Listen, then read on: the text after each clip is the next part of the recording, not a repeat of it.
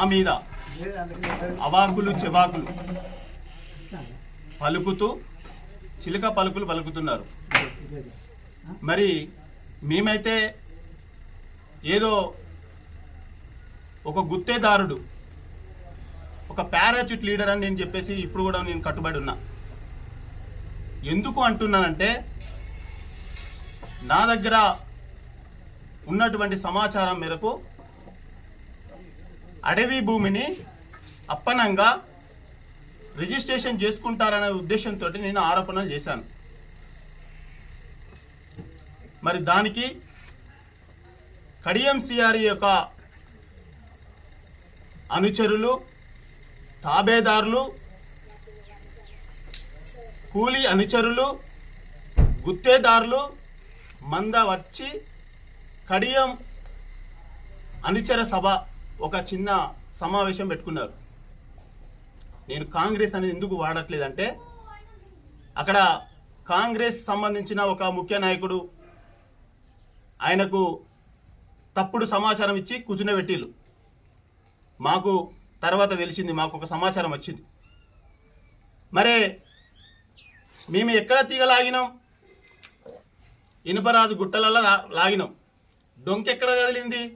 వేలేరు మండల కేంద్రంలో కదిలింది. ఎందుకు గిచ్చుకుంటాలో నాకు అర్థం కావట్లేదు. మరి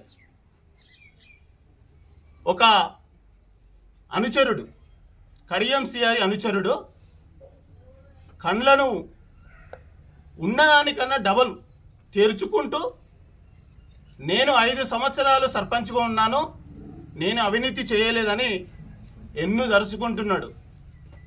ఇక్కడ మా మాధవరెడ్డి గారు ఉన్నారు.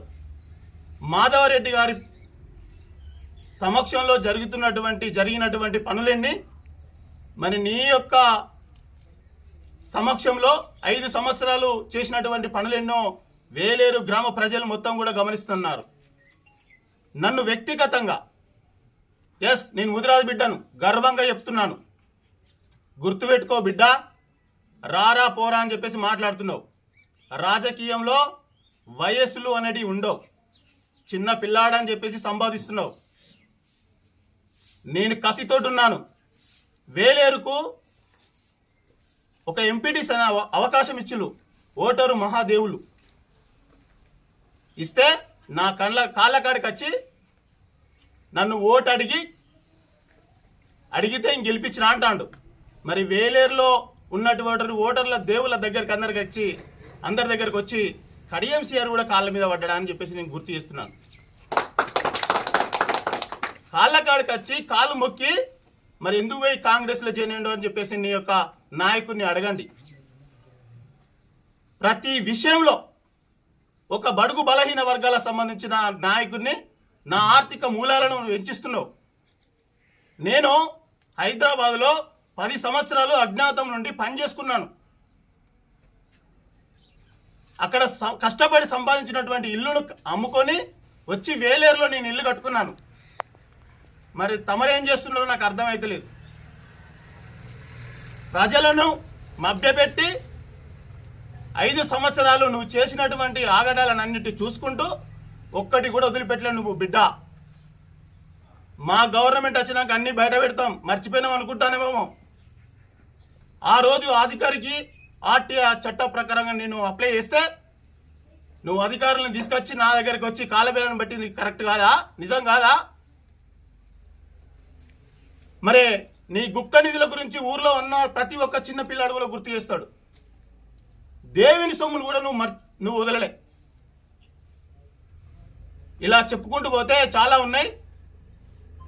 మరి నిన్ను చీకొడితే నువ్వు పోయి అవతల పడ్డావు, బతకనీయమని చెప్పేసి మాట్లాడుతున్నాడు అనుచరుడు.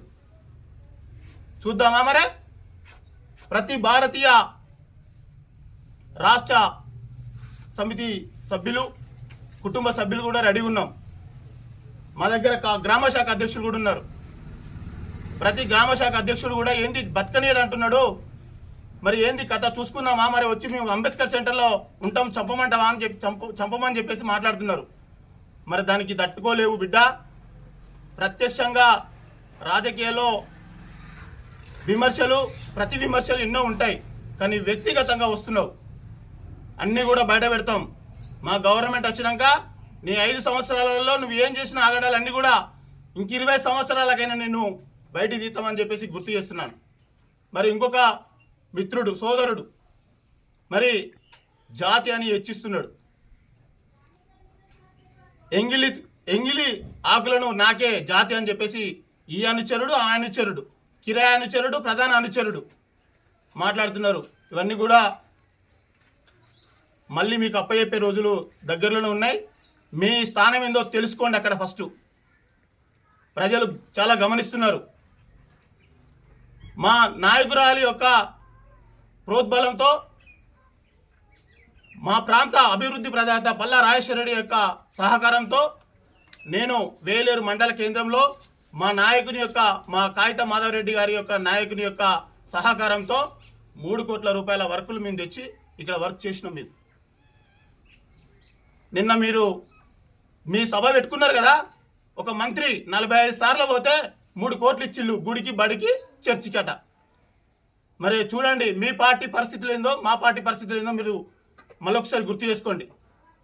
మరి మండల కేంద్రంలో మండలంలో ఉన్నటువంటి పెండింగ్ పనులన్నీ కూడా ఈ పెండింగ్ పనులన్నీ కూడా ఆపుకుంటూ 11 నెలలు కాలయాపన చేసుకుంటూ అభివృద్ధి పేరే అనే ఒక నెపంతో పొద్దుతిరుగుడు వైఖరితోటి కడియం శ్రీహరి గారు కాలయాపన చేస్తున్నారు.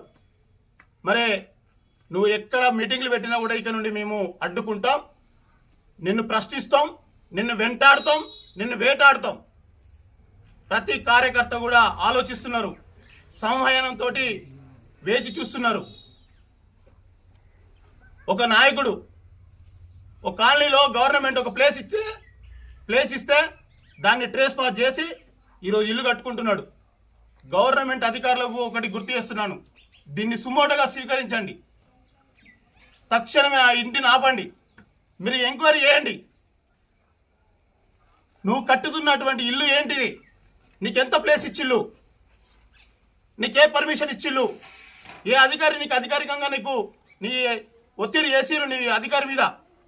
దీన్ని సుమోటోగా స్వీకరించి దాన్ని తక్షణమే విచారణ చేయాలని చెప్పేసి భారత రాష్ట్ర సమితి మండల కమిటీ తరఫున మేము విజ్ఞప్తి చేస్తున్నాం. పల్లా రాజేశ్వర రెడ్డి సార్ మీద అవాకులు చెవాకులు పలుకుతున్నారు. పల్లా రాజేశ్వర రెడ్డి సార్ యొక్క ఆలోచన కాదు, పేరు పలికే అంత అధికారం కూడా లేదు, మీకు కనీసం అర్హత లేదు అని మీరు గుర్తు చేస్తూ ప్రతి కార్యకర్త మీద ఈగ వాలినా కూడా ఈ యొక్క నాయకుల అనుచరుల యొక్క బాధ్యత వహించాల్సిందిగా నేను హెచ్చరిస్తూ అందరికీ కూడా ధన్యవాదాలు.